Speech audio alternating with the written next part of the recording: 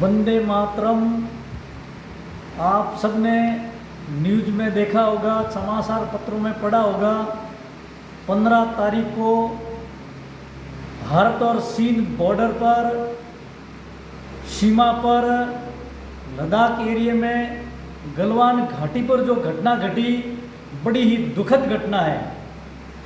ये 58 साल बाद में चीन ने बहुत बड़ी गद्दारी की है हमारे साथ, और हमारे उसमें संघर्ष में 20 सेना के जवान शहीद हो गए। हम पूरे देशवासी, हम सब उनको भावभीनी श्रद्धांजलि अर्पित करते हैं कि भारत माता के लाडले, भारत माता की रक्षा के लिए उन्होंने प्राणों की आहुति दिए। मेरे भाइयों बहनों, आप सब जानते हो कि हमारे भारत देश को हम भारत माता कहते हैं और भारत माता की जय बोलते हैं, वंदे मातरम कहते हैं। और शांति पर्व में भीष्म पितामह ने कहा है कि हमारे राष्ट्र की, हमारे देश की जो सीमाएं हैं वो हमारे माँ के वस्त्र के समान होती है। उनकी रक्षा करना हमारा कर्तव्य और फर्ज होता है। इसीलिए हमारे वो सैनिक शहीद हुए। आप सब जानते हैं, आज से 58 साल पहले यानी 1962 में चीन और भारत की लड़ाई हुई थी।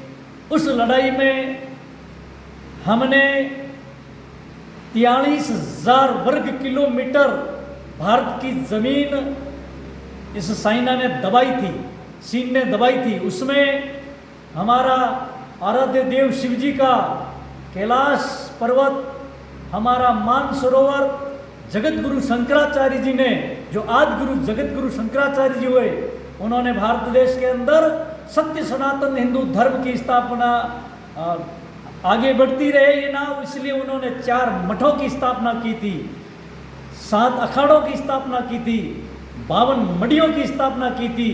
4 मडिये भी 62 की लड़ाई में 4 मडी जो है हमारी, वो मतलब जो है चीन में चली गई। तो ऐसे इसने मतलब हमारी 43,000 वर्ग किलोमीटर ज़मीन दबाई। लेकिन हम भगवान से प्रार्थना करते हैं कि भारत देश वापस मतलब उस ज़मीन को लेगा, हमें मानसरोवर और हमें कैलाश पर्वत और वो 4 मडिये वापस प्राप्त होगी।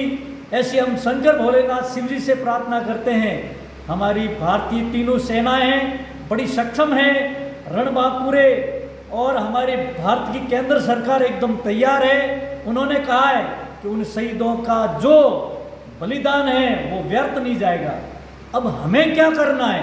उन शहीदों को श्रद्धांजलि अर्पित करने के लिए हमारे भारत देश में चाइना की बहुत चीज़ें हैं, इलेक्ट्रॉनिक, चाहे मोबाइल हो, चाहे टीवी हो, चाहे लैपटॉप हो, चाहे कंप्यूटर हो, चाहे कोई भी चीज़ हो, जितनी भी चाइना की चीज़ें हैं उनका हम बहिष्कार करेंगे, उनका त्याग करेंगे, उनका उपयोग नहीं करेंगे।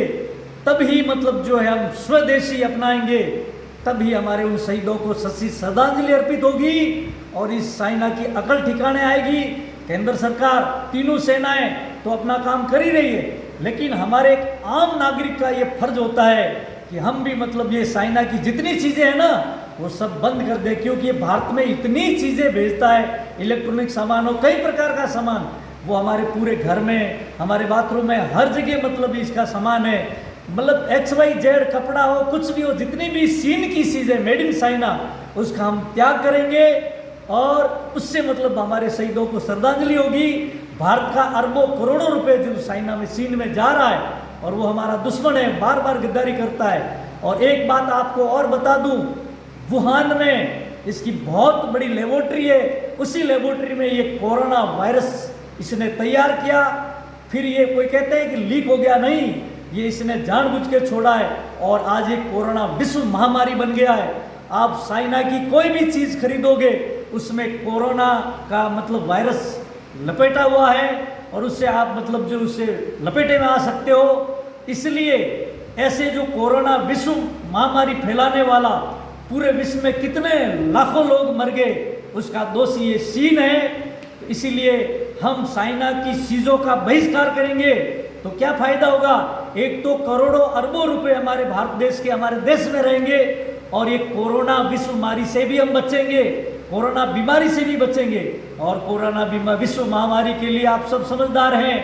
आप मतलब मुंह पर मास्क बांधें, आप सोशल डिस्टेंस यानी दूरी बनाए रखें और नमस्ते, राम राम, प्रणाम मतलब जो है जो भी अभिवादन करें दूर से करें, हाथ जोड़ करके। ये हमारी भारत की परंपरा रही है। और आप पूरा ध्यान रखेंगे और बार बार साबुन से हाथ धोएंगे तो इस कोरोना विश्व महामारी से हम बचेंगे। उसका आपको पक्का पक्का पालन करना है और इस साइना को बराबर दंड देना है आपको। मैं भी आज से ये संकल्प लेता हूं कि मैं साइना की कोई भी चीज नहीं खरीदूंगा और आप भी ऐसा संकल्प लेंगे तो हमारे 20 शहीद जो भारत माता की रक्षा करते हुए शहीद हुए हैं उनको सच्ची श्रद्धांजलि होंगी। वंदे मातरम।